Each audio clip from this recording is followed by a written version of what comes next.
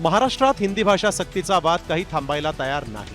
आता या सक्तीला विरोध न केल्यामुळे मराठी कलाकार, मराठी साहित्यिक, मराठी खेळाडू टीकेचे धनी ठरलेत। हिंदी सक्ती विरोधात काही निवडक साहित्यिकांनीच थेट भूमिका मांडली, मात्र बहुतांश मराठी कलाकारांनी यावर मौन बाळगणंच पसंत केलं। त्यामुळे आता ठाकरे सेनेचे खासदार संजय राऊतांनी प्रसिद्ध अभिनेते नाना पाटेकर, माधुरी दीक्षित आणि प्रशांत दामले गप्प का असा सवाल केलाय। कुठे आहेत नाना पाटेकर? कुठे आहेत प्रशांत दामले? कुठे आहेत माधुरी दीक्षित? कुठे आहेत आमचे सगळे मराठी क्रिकेटपटू? मराठी माणसाने तुमच्यासाठी टाळ्या वाजवायच्या, तुम्हाला खांद्यावर घेऊन नाचायचे, पण मराठीवरती असे हल्ले होत असताना तुम्ही गप्पाच सगळे ना।